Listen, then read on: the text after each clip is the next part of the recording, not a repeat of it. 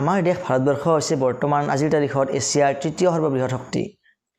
এছিয়াৰ তৃতীয় সৰ্ববৃহৎ শক্তি বুলি ক'লে আচলতে ভুল কোৱা হ'ব। আচলতে আমি এনেকৈ ক'ব পাৰোঁ যে বৰ্তমান ভাৰতবৰ্ষ হৈছে বিশ্বৰে তৃতীয় সৰ্ববৃহৎ শক্তি। এনেকৈ কোৱা এটা কাৰণ আছে, আৰু কাৰণটো হ'ল যিটো সংস্থাই এই সমীক্ষাটো কৰিছে সেই সংস্থাটো হৈছে অষ্ট্ৰেলিয়াৰ এটা সংস্থা যাৰ নাম হৈছে লোই ইনষ্টিটিউট। আৰু এই সংস্থাটোৱে যিখন তালিকা প্ৰকাশ কৰিছে এই তালিকাখনৰ প্ৰথম স্থানত আমেৰিকা, দ্বিতীয় স্থানত চীন, তৃতীয় স্থানত ভাৰত, চতুৰ্থ স্থানত জাপান, পঞ্চম স্থানত অষ্ট্ৰেলিয়া আৰু ষষ্ঠ স্থানত ৰুছিয়া আছে। ইয়াৰ পৰা বুজা যায় যে এই তালিকাখন যদিও এছিয়া পাৱাৰ ইণ্ডেক্স বুলি কোৱা হৈছে, এছিয়া পাৱাৰ ইণ্ডেক্স 2024, কিন্তু আচলতে এই তালিকাখনত যিখিনি দেশ সন্নিৱিষ্ট হৈ আছে এই দেশবিলাকৰ কিছু কিছু দেশ এছিয়াৰ বাহিৰৰো আছে। যেনে আমাৰ 1 নম্বৰতে আছে আমেৰিকা। গতিকে আমেৰিকাক যদি বাদ দিয়া যায়, আমেৰিকাক বাদ দিলে ভাৰতবৰ্ষ হৈ পৰিব 2 নম্বৰ স্থানত। কিন্তু আমেৰিকাক কিয় অনা হ'ল? নাইবা আমাৰ পঞ্চম আৰু ষষ্ঠ স্থানত থকা দেশ দুখন হৈছে অষ্ট্ৰেলিয়া আৰু ৰুছিয়া। এই দুয়োখন দেশে এছিয়াৰ অন্তৰ্গত নহয়। কিন্তু ইয়াৰ প্ৰশ্ন এটা আহি পৰে যে যদিহে এছিয়াৰ অন্তৰ্গত নহয় তেনেহ'লে এই দেশ তিনিখন আমেৰিকা, অষ্ট্ৰেলিয়া, ৰুছিয়া এই দেশ তিনিখন এই এছিয়া পাৱাৰ ইণ্ডেক্সৰ তালিকাত কেনেকৈ আহি সোমাল? ইয়াৰ এটা কাৰণ আছে, আৰু কাৰণটো হ'ল এইটো যে এই যিখন তালিকা প্ৰকাশ কৰা হৈছিল এই তালিকাখন প্ৰকাশ কৰোঁতে কিছুমান বিশেষ পেৰামিটাৰ্ছৰ ওপৰত গুৰুত্ব দিয়া হৈছিল, কিছুমান বিশেষ দিশৰ ওপৰত গুৰুত্ব দিয়া হৈছিল, আৰু তেনেকুৱা দিশ 8টা আছিল। আৰু এই 8টা দিশ হৈছে যে ইকনমিক যিটো কেপাবিলিটি এখন দেশৰ থাকে, অৰ্থাৎ যিটো অৰ্থনৈতিক যিটো সমৰ্থতা এখন দেশ আৰ্থিকভাৱে কিমানখিনি সবল, GDP কিমান, এই ইকনমিক কেপাবিলিটিৰ ওপৰত গুৰুত্ব দিয়া হৈছিল। দ্বিতীয়তে আপোনাৰ মিলিটাৰী কেপাবিলিটি, যিটো আপোনাৰ দেশ এখনৰ শক্তি সামৰ্থ্য, সামৰিক শক্তি, তাৰ ওপৰত গুৰুত্ব দিয়া হৈছিল। তৃতীয়তে আহিব ৰেজিলিয়েন্স, মানে আপোনাৰ এখন দেশৰ কোনো এটা জৰুৰীকালীন অৱস্থাৰ পৰা কেনেকৈ তেওঁলোকে দেশখনে পুনৰ উত্থান কৰিব। যেনেকৈ আমাৰ COVID-19 অলপতে গুচি গ'ল, এই COVID-19ৰ গ্ৰাসৰ পৰা বা তাৰ যিটো প্ৰভাৱ পৰিছিল, নিগেটিভ প্ৰভাৱ পৰিছিল, তাৰ পৰা দেশবিলাক কেনেকৈ মুক্ত হৈছে, কেনেকৈ পুনৰ উত্থান কৰিছে, তাৰ ওপৰতো এই সমীক্ষাটো কৰা হৈছিল। তাৰপিছত আহিব ফিউচাৰ ৰিচোৰ্চেছ। ফিউচাৰ ৰিচোৰ্চেছ মানে হ'ল আমাৰ দেশ এখনৰ কিমানখিনি সম্পদ বাকী আছে, যিবিলাক সম্পদে ভৱিষ্যতে দেশখনক আগবঢ়াই নিয়াত সহায় কৰিব। এটা উদাহৰণ হিচাপে মই কৈছোঁ যে যিবিলাক আমাৰ তেলত ধনী দেশ আছে, আজি সেই তেল থকা দেশবিলাক বহুত ধনী, কিন্তু যদিহে সেই তেল থকা দেশবিলাকৰ তেলৰ ভাণ্ডাৰটো শেষ হৈ যায় বা কিমান দিনলৈকে থাকিব সেইটো যদি হিচাপ নিকাচ কৰি চোৱা যায়, তেনেহ'লে দেখা যাব যে অনাগত কিছু বছৰ পিছত সেই দেশৰ তৈল ভাণ্ডাৰসমূহ শেষ হৈ আহিব। তেতিয়া সেই দেশবিলাকৰ ইনকাম চ'ৰ্চ কি থাকিব? তেওঁলোকৰ যিটো আমদানি, যিটো তেওঁলোকৰ ইনকামৰ উৎস আছিল, সেইটো কিহৰ পৰা তেওঁলোকৰ ইনকামটো হ'ব? এই গোটেইবিলাক বস্তু লক্ষ্য কৰা হয়। ইয়াৰ লগতে মানৱ সম্পদটো জড়িত থাকিব, যে এখন দেশৰ হিউমেন ৰিচোৰ্চেছ কিমান আছে সেইখিনি চাব। গতিকে এই আটাইখিনি দিশ চালি জাৰি চোৱা হৈছিল। তাৰ ওপৰত আহিব আপোনাৰ ইকনমিক ৰিলেশ্যনছ, অৰ্থাৎ এখন দেশৰ আন দেশৰ লগত কেনেকুৱা আৰ্থিক সম্পৰ্ক, কোনো দেশৰ পৰা বহুত লোন লৈ কিনে লোনবিলাক মাৰা নাই নেকি, বা কোনো দেশত লোন বিচাৰিলে সেই দেশখনে মানা কৰি দিয়ে নেকি আগৰ পূৰ্বৰ ৰেকৰ্ড চাই। গতিকে এই আটাইবিলাক দিশে চোৱা হৈছিল। ইয়াৰ উপৰিও ডিফেন্স নেটৱৰ্কটো চোৱা হৈছিল, অৰ্থাৎ এখন দেশ সামৰিকভাৱে শক্তিশালী হোৱাৰ উপৰিও সেই দেশখনে নিজৰ প্ৰতিৰক্ষাৰ ক্ষেত্ৰত কিমানখিনি সবল সেইটো লক্ষ্য কৰা হয়। লগতে আন দেশৰ ক্ষেত্ৰত আন দেশৰ যিবিলাক আভ্যন্তৰীণ সমস্যা থাকে বা বহিৰাগত শত্ৰুৰ লগত যিবিলাক সমস্যা থাকে দেশবিলাকৰ, আন দেশবিলাকৰ, সেই সমস্যাবিলাক নিৰ্মূল কৰাৰ ক্ষেত্ৰতো আমাৰ বাকী দেশবিলাকে যিবিলাক দেশৰ ওপৰত সমীক্ষাটো লোৱা হৈছিল সেই দেশবিলাকে কেনেকুৱা ভূমিকা পালন কৰিছিল, এইবিলাক বস্তু চোৱা হৈছিল। আৰু এইবিলাক ডিফেন্স নেটৱৰ্কৰ আণ্ডাৰতে আহি যায়।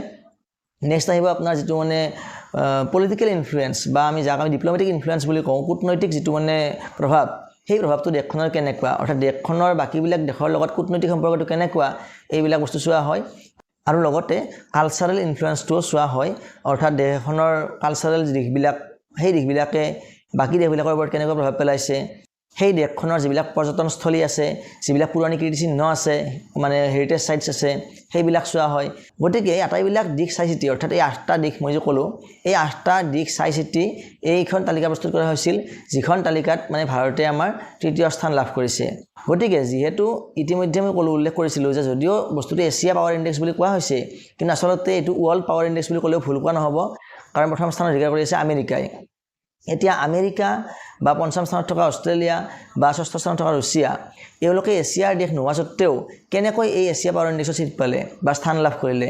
ইয়াৰ কাৰণ এইটোৱে, সেই দেশবিলাক যদিও আমাৰ প্ৰত্যক্ষভাৱে এছিয়াৰ অংশ নহয়, বাহিৰৰ মহাদেশৰ দেশ, কিন্তু সেই দেশবিলাকে আমাৰ এছিয়াৰ বাকী দেশবিলাকত বহুতখিনি পৰিমাণৰ বিনিয়োগ কৰি থৈছে বা এছিয়াৰ দেশবিলাকৰ কূটনৈতিক যিবিলাক আমাৰ সম্পৰ্ক সেইবিলাক ৰক্ষা কৰি চলি আছে আৰু এছিয়াৰ দেশবিলাকৰ ওপৰত তেওঁলোকৰ সকলো প্ৰকাৰে মানে প্ৰভুত্ব আছে।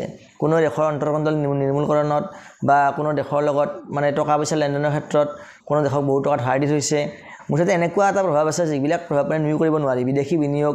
গতিকে এই আটাইবিলাক দিশ যিহেতু চালি জাৰি চোৱা হৈছিল, সেই ক্ষেত্ৰত এছিয়াৰ যিখন মানে বজাৰ, বিনিয়োগ বজাৰেই হওক বা মই বজাৰ শব্দটো প্ৰয়োগ কৰিছোঁ এই কাৰণে যে ইয়াতে ৰাজনৈতিক ক্ষেত্ৰখনো মই লৈ লৈছোঁ একেলগে, বিনিয়োগৰ লগতে ৰাজনৈতিক ক্ষেত্ৰ বা সামৰিক ক্ষেত্ৰ, এই আটাইবিলাক ক্ষেত্ৰতে অস্ত্ৰ লেনদেনৰ পৰা আৰম্ভ কৰি এই দেশবিলাকৰ ৰুছিয়া হওক বা আমেৰিকা হওক বা অষ্ট্ৰেলিয়া হওক তেওঁলোকৰ এটা ডাঙৰ দখল আছে আৰু সেইকাৰণে সেই গোটেইবিলাক দিশ চালি জাৰি চোৱাৰ পিছত তেওঁলোকৰ নামবিলাক ওপৰত আহি গৈছে, কাৰণ তেওঁলোকে যিহেতু অলৰেডি বহুতখিনি কণ্ট্ৰিবিউশ্যন দি থৈছে বা তেওঁলোকৰ ওপৰত বহুতখিনি আমাৰ এছিয়াৰ দেশবিলাক তেওঁলোকৰ ওপৰত নিৰ্ভৰশীল হৈ আছে।